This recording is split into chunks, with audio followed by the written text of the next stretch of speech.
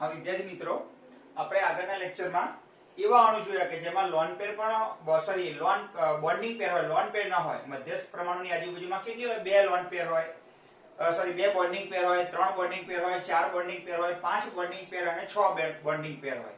એવા અણુ આપણે જોયા. હવે અહીંયા આપણે એવા અણુ જોઈશું કે જેમાં લોન પેર પણ હોય અને બોન્ડિંગ પેર હોય. ઓકે, તો એવા અણુમાં બંધકારક ઇલેક્ટ્રોન યુગ્મ સંખ્યા, બંધકારક એટલે લોન પેર કહેવાય.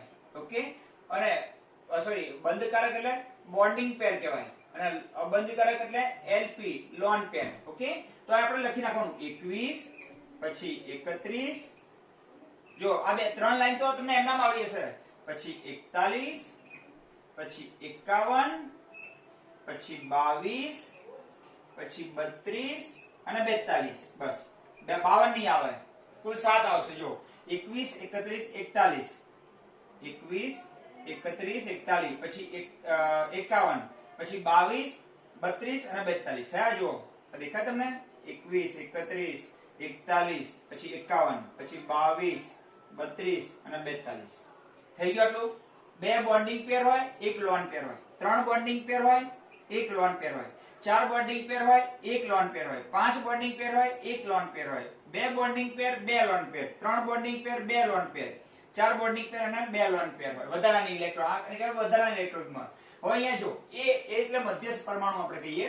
એ B2 E એટલે લોન પેર છે. આપણે આને B કહીએ અને E ને લોન પેર કહીએ તો A B2E આવો આકાર થાય કે ના થાય? અણુનો પ્રકાર કયો થાય? A B2E એટલે બોન્ડ. A એટલે મધ્યસ્થ પરમાણુ, B એટલે બોન્ડિંગ પેર 2 અને એક લોન પેર. ચલો આવું બનાવતા આવડે? A એટલે મધ્યસ્થ પરમાણુ, બોન્ડિંગ પેર કેટલી? 3. તો B3 અને લોન પેર 1 એટલે E. ચલો થઈ ગયું. ચલો બોન્ડિંગ પેર કેટલી છે? 4. A B4 E થઈ ગયું. ચલો A B5 E થઈ ગયું. ચલો A B2 E2. અહીંયા શું આવશે? A B3 E2. અહીંયા આવશે A B4 E2. અહીંયા બીજું તો થઈ ગયું. ચલો ખબર પડી? આ B કહેવાય. B2 E1 B2 E1 E1 ના લખો તો ચાલે. B4 E પછી B5 E B2 E2 B2 E B3 E2 B4 E2 અને એ એટલે મધ્યસ્થ પરમાણુ. ચલો ત્રણ કોલમ તો ભરતા આવડે. 21 31 41 51 22 32 અને 42 અને 42. આટલું થઈ ગયું. હવે ચલો આ બધાની ઇલેક્ટ્રોન યુગ્મની ગોઠવણી આપણે જોઈ લઈએ કેવી રીતે હોય. તો પહેલા આપણે ચાર સિરીઝ ભણીએ. કઈ? 21 31 41 અને 51. પછી 22 32 અને 42 શીખીએ. ચલો ખબર પડી ગઈ? પહેલા ચાર સિરીઝ ભણી લઈએ. પણ આ ત્રણ કોલમ ભરતા ફાવશે તમને? ઓકે ચલો. અને પછી આ ત્રણ વસ્તુ બાકી રહી ભરવાની તમારે. જવા દો આ ત્રણ, કારણ કે આપણે ચાર જ ભરવી પડશે, કારણ કે બધાનો અહીં સમાવેશ નહીં થાય એટલા માટે.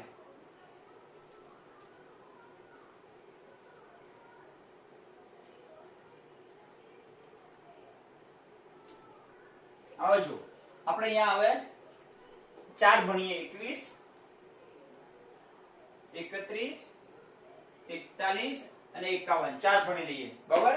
તો આપણે પહેલા મૂકીએ 21 મૂકીએ 2 1 બે બોન્ડિંગ પેર અને એક લોન પેર એટલે એ મધ્યસ્થ પરમાણુ એટલે B2 અને E થશે. A B2 E. ઓકે ચલો હવે બે ને કેટલા થાય? તો ત્રણ હતા. આગળ કઈ રીતે ગોઠવણી કરતા? 3 જ્યારે A પછી B ત્રણ આમ એક જ સમતલમાં હતી. ખબર છે ને?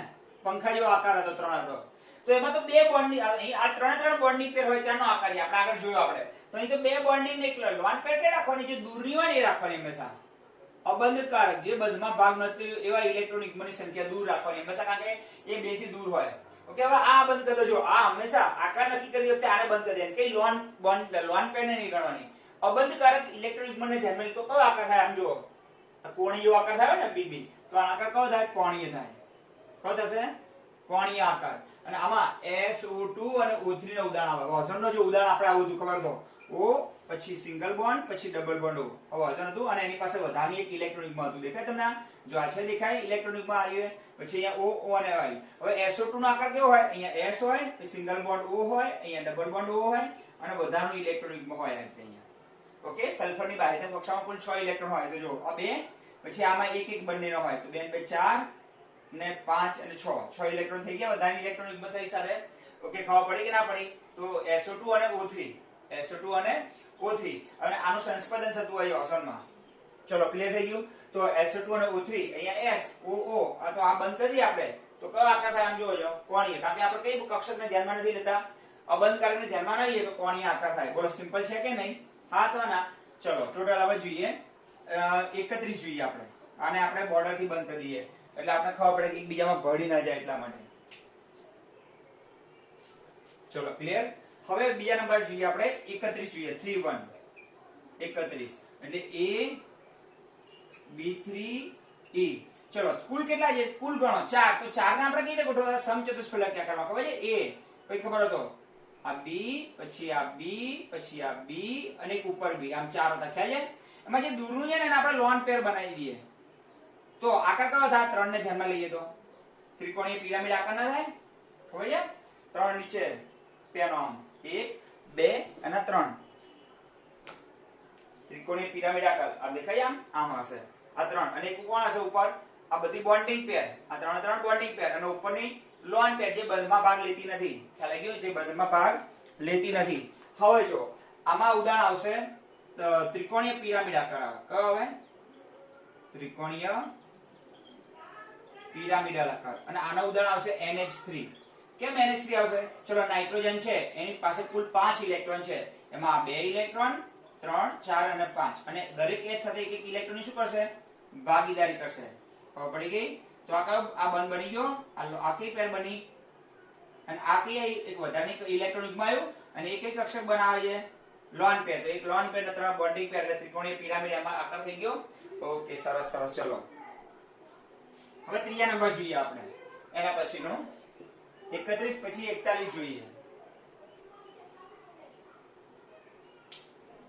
ચલો ચલો 31 પછી 4 1 41 AB4E આવશે. AB4E કુલ કેટલા થાય છે? 4 અને 5. 5 એટલે આપણે ખબર છે કયા આકારમાં ગોઠવતા તમને ખ્યાલ હોય તો? ઓકે A પછી આમ B.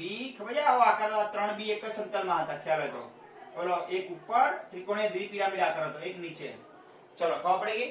એમાં જે સૌથી દૂરનો B હોય ને એને આપણે લોન પેર પાંચમાંથી 1 2 3 4 અને 5 બોન્ડિંગ પેર છે ને એમાંથી કેટલી રાખીએ? 4 રાખીએ.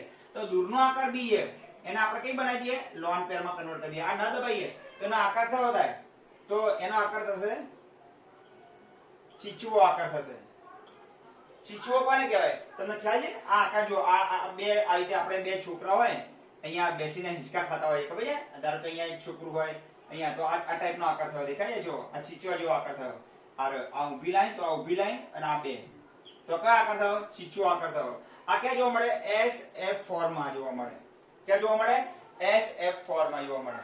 ઓકે એક સલ્ફર ટ્રાયફ્લોરાઇડ માં જોવા મળશે ચીચો આકાર છે જેને સીસો આકાર પણ કહેવામાં આવે છે. ચલો 3 ખબર પડી ગઈ. 2 ની 3 ટોટલ 3 ગોઠવી દેવાના આગળની જેમ. કયા આકારમાં? સમતલીય ત્રિકોણ આકારમાં એક લોન પેર બનાવી દેવાની. 3 ને 4 તો સમચતુષ્ફલકીય આકાર આગળનો યાદ રાખવાનો અને એક ઉપરની કઈ બનાવી દેવાની? લોન પેર બનાવી દેવાની. 4 ને 5 ત્રિકોણીય દ્વિપિરામિડ આકાર રાખવાનો. એમાં કઈ બનાવી દેવાની? Lone pair. આ બંધ કરી દો ચીચો આકાર. ઓકે જેને સીસો આકાર પણ કહેવાય. આ બંધ કરી દો ત્રિકોણીય પિરામિડ આકાર. આ બંધ કરી દો તો કોણ વડેલી કોણીય આકાર કોણીય આકાર થાય.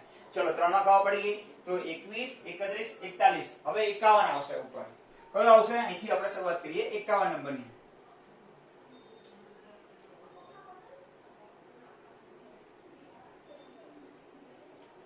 ચલો 51 5 અને 1 તો AB5E AB5E. ચલો ખબર પડી ગઈ. ઇલેક્ટ્રોનિક માં 5 5 ને 6 થઈ ગયા. 5 ને કેટલા થયા? 6. તો 6 કઈ રીતે ગોઠવતા ખબર તમને? ખ્યાલ હોય તો આપણે ઇલેક્ટ્રોનિક ની ગોઠવણી આ શબ્દ અહીંથી કાઢી નાખો એટલે આપણે અહીંયા ઉપયોગ કરતા ફાવે. અહીંયા આકાર દોતા અહીં શું હતું? ઇલેક્ટ્રોન યુગ્મની ગોઠવણી એવું લખેલું હતું. ખબર છે ને? ઓકે હવે 5 ને 6 હોય ત્યારે કઈ રીતે કરતા હતા? A અને 4 B એક જ સમતલમાં હતા. ખબર છે તમને? 4 4 B એક જ સમતલમાં. એક B ઉપર અને એક B નીચે. ચલો ક્લિયર થઈ ગયું. હવે નીચેનો B છે એને આપણે એક લોન પેરમાં કન્વર્ટ કરી નાખીએ. આ લોન પેર કન્વર્ટ થઈ ગઈ. તો આકાર જુઓ આ 4 ને ભેગા કરો. ઓકે પછી આ 4 ને ઉપર જો તો પિરામિડ બની ગયો. તો આ કયો? આને નહીં ગણવાનો. આ જે લોન પેર છે ને એને નહીં બંધ કરી દો. આને આ લોન પેર ચલો કાઢી જ નાખીએ. એટલે આ આકાર કેવો લાગે છે? એક પિરામિડ જેવો લાગે છે ને? તો સમચોરસ પિરામિડ કેવો લાગે છે? આ કઈ બનાવી ગઈ આપણે? Lone pair. તો આનો આકાર કયો બની ગયો? સમચોરસ પિરામિડ આકાર. ખબર પડી ગઈ? સમચોરસ પિરામિડ જેવો આકાર બની ગયો 51 માં. અને BrF5 BrF5 હવે તમને ખબર પડી કે પણ આ ઉદાહરણ આવશે. તો જો આ મધ્યસ્થ પરમાણુ છે એની પાસે કેટલા ઇલેક્ટ્રોન છે ગણો. જો આ તો 2 ઇલેક્ટ્રોન થયા. આ કેટલા ઇલેક્ટ્રોન થયા? 2. તો બંનેની એક એક ભાગીદારી. તો આમાં 1 ગણાયાનો. ચલો આ પણ 2 ઇલેક્ટ્રોન થયા. તો બંનેની એક એક શું થઈ ગઈ? ભાગીદારી. ફરીથી આકાર દોરીએ. ચલો આપણે આકાર કેવો દોરીએ? આપણે ફરીથી દોરીએ. ચલો A, પછી એક જ સમતલમાં 4 B, એક B ઉપર અને એક B નીચે. પણ નીચેનો B છે અને આપણે કઈ પેર બનાવી દઈએ? Lone pair. હવે જો આ 1 2 3 અને 4 બોન્ડ થયા. 1 2 3 4 અને 5. પાંચે પાંચ બોન્ડમાં અહીં 2 2 ઇલેક્ટ્રોન હોય દરેકમાં. આમાં કેટલા ઇલેક્ટ્રોન? 2. પણ એક B નો અને એક A નો. તો કુલ 10 ઇલેક્ટ્રોન થાય. 2 2 4 2 6 2 8 અને 2 10. 10 માંથી 5 કોના આવે? એના થઈ ગયા ને 5. અને આ બે તો પોતાના જ છે એના. એટલે હા 7 થયા. તો બાહ્યતમ કક્ષામાં 7 ઇલેક્ટ્રોન હોય એવા કોણ છે? તો હેલોજન. તો એક તો હેલોજન આવે બ્રોમિન, અને હંમેશા બાકીના બધા ફ્લોરીન મૂકવાનો પ્રયત્ન કરવાનો. હવે જો અહીંયા આપણે ગણીએ. અહીં કેમ સલ્ફર આવે છે? એ કેને ખબર પડશે? તો જો આ એ જે સલ્ફર તરીકે છે, અહીં S અને 4 F છે. ખબર પડી ગઈ? તો આ બે ઇલેક્ટ્રોન, બેમાંથી એક સલ્ફર નો હોય અને એક ફ્લોરીન નો હોય. ખબર પડી ગઈ ને? જો આ સલ્ફર અને એક ફ્લોરીન, પછી આ બીજું ફ્લોરીન, આ ત્રીજું ફ્લોરીન, આ ચોથું ફ્લોરીન, અને આ બે ઇલેક્ટ્રોન વધારાના. તો અહીંયા બે ઇલેક્ટ્રોન હોય, એમાં એક એક બંનેનો હોય. 1 2 3 4 4 ને 2 6. 6 વાળું કયું હોય? સમૂહ 16 નું તત્વ હોય. જેની બાહ્યતમ કક્ષામાં 6 ઇલેક્ટ્રોન હોય ને, તો એ સમૂહ 16 નું તત્વ હોય. 16મો સમૂહ ઓ સનમ સેજલ તેજલ પૂનમ. અને 7 હોય તો એ 17મા સમૂહનું હેલોજન નું સમૂહ હોય. તો અહીંયા 16મા સમૂહનું તત્વ આવશે અને અહીં 17મા સમૂહનું આવશે. બાકી અહીંયા F મૂકી દેવાના. જો અહીંયા F4 તો અહીંયા F5. તો કેટલા પૂરા કર્યા આપણે? 21 31 41 અને 51. હવે 32 આવીએ. 32 અહીંયા લખી નાખીએ. 51 પછી 22 આવશે. શું આવશે? 22.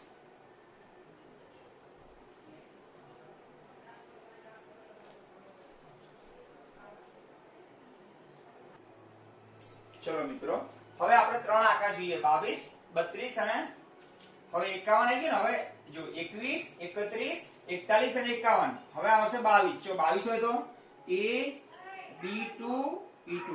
ટોટલ કેટલા છે? 2 2 4. તો ચાર વાળો આકાર ખબર છે ને તમને? કયો હતો? A ઉપર એક B, સમચતુષ્ફલકીય આકાર ખ્યાલ હતો. B પછી આ B અને આ B. ચાર થઈ ગયા. ચાર માંથી બે કઈ બનાવવાની તમારે? લોન પેર બનાવી દેવાની. તો લોન પેર જો જે ઇલેક્ટ્રોન યુગ્મ બંધમાં ભાગ નહીં લે. તો હવે આકાર જો એ પણ વડેલો જ થયો ને. આમ કોણીયો, આમ કોણીયો. આ આકાર, આટલો આકાર શું થયો? વડેલો આકાર થયો. તો આકાર કયો આવશે? અહીંયા વડેલો. ઓકે. અને આવું ક્યાં જોવા મળે? H2O માં જોવા મળે. હવે જો H2O એમાં વચ્ચે કોણ છે? ઓક્સિજન. ઓક્સિજન પાસે કુલ કેટલી ઇલેક્ટ્રોન છે? 4 ને 2 6 ઇલેક્ટ્રોન છે બાહ્યતમ કક્ષામાં. આમાં બે હાઇડ્રોજન સાથે એક એક ઇલેક્ટ્રોન શું કરશે? ભાગીદારી કરે. ભાગીદારી કરી અને કયો બંધ બનાવે? ઓકે. લોન પેર કે બોન્ડિંગ પેર? તો આ બોન્ડિંગ પેર બનાવી. તો આ બે ઇલેક્ટ્રોન યુગ્મ એમને પડ્યા રહ્યા. હા, ખબર પડી ગઈ. તો આ જે બંધ કરી દઈએ આ બેને, તો આગળ કયો બને? આમ કોણીય બને કે ના બને?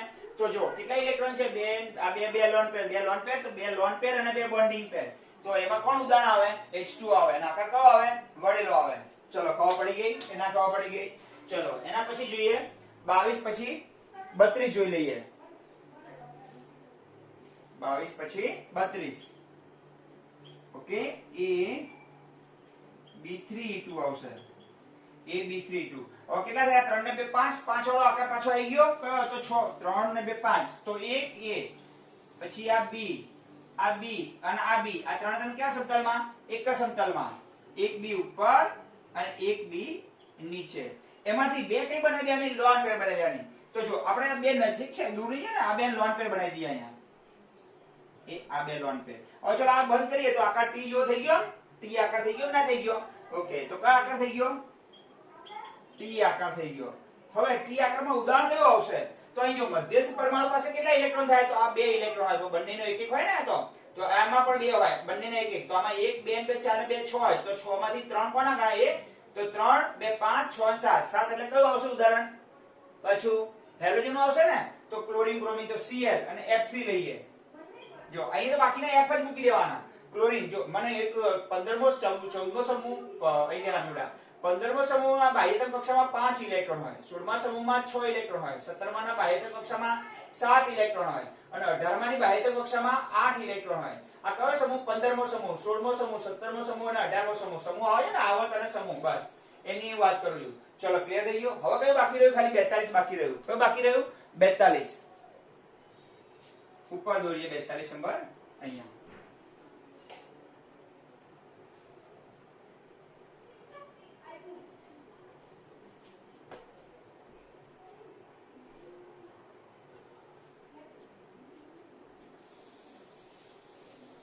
આ 42 નંબર જોઈએ. કેટલા થયા? 4 ને 2 6. તો અહીંયા A B4 E2. તો 4 ને 2 6 હોય. 6 તો આપણે કેવી ગોઠવીએ? A પછી આ B પછી આ B પછી આ B અને આ B, એક ઉપર B અને એક નીચે B. 6 થઈ ગયા. 6 માંથી બે કઈ બનાવવાની? લોન પેર બનાવવાની. કઈ બે બનાવવાની? દૂરની હોય તો આ બનાવી દઈએ આપણે અને આ બનાવી દઈએ, કારણ કે હંમેશા લોન પેર દૂર જ રહે. ચલો આ બે બંધ કરી દઈએ તો આખર કયો થાય? 4 ને ધ્યાનમાં લઈએ તો એક જ સમતલમાં છે ને 4 4. તો આ રીતે છે. જો 1 પછી આ 2 પછી આ 3 અને આ 4. આ કેવા સમતલમાં થયા બધા? એક જ સમતલમાં થયા બધા. દેખાય તમને? આ 4 થઈ ગયા. આમ ઉપર બી હોય એક ક્યાં હોય? નીચે હોય. બંનેને આપણે લોન પેરમાં કન્વર્ટ કરી નાખ્યા. તો 4 ને 4 દોરો તો કેવા થાય? સમતલીય સમચોરસ આકાર થાય ને? કેવા આકાર થાય? સમતલીય ચોરસ આકાર. આ ચોરસ આકાર થઈ ગયો, પણ કેવા સમતલમાં આવેલો? એક જ સમતલમાં. તો આ બની ગયો સમતલીય ચોરસ આકાર. હવે મધ્યસ્થ પરમાણુ પાસે કેટલા ઇલેક્ટ્રોન હશે? તો જો આ બે તો એના ગણાય પોતાના, પણ આ બોન્ડ કેટલા છે? 1 2 3 ને 4. 4 બોન્ડ ના થઈને કેટલા ઇલેક્ટ્રોન થાય? 8. 8 માંથી 4 એ ના હોય અને 4 આ બી ના હોય. એક ખબર પડી ગઈ? તો 4 5 6 7 8. 8 એટલે કયા સમૂહનું તત્વ આવે? 18 માં ઝેનોન એક જ સંયોજન બનાવે છે, બીજું કોઈ બનાવતું નથી 18 માં. તો 1 2 3 ને 4 એટલે કેટલા ફ્લોરિન આવે? 4 ફ્લોરિન આવે. ઓકે, તો આ રીતે રાખવાનું. 21 31 41 52 32 અને 42. એટલે આ બધા જે આકાર આયા ને બેટા, એની અંદર તમારે ક્યારે કઈ પેરને ધ્યાનમાં નહીં લેવાની? લોન પેરને ધ્યાનમાં નહીં લેવાની, ખાલી બોન્ડિંગ પેરને ધ્યાનમાં લઈને જ આકાર બનાવવાના. તો આ તમારે બંને આકારો અને VSEPR સિદ્ધાંત સૌથી અગત્યનો છે, પૂછવાની પૂરેપૂરી શક્યતા છે. હવે આપણે MOT થિયરી બાકી રહી અને હાઇડ્રોજન બાકી રહ્યો. MOT થિયરી અને હાઇડ્રોજન બંધ આ પાઠમાં બહુ અગત્યની બે થિયરી આની ચિંતા દોરવાના આવે છે. એ કાલે ચલાવી દઈશું આપણે. બરોબર? ચલો બધા મિત્રો, જય સ્વામિનારાયણ.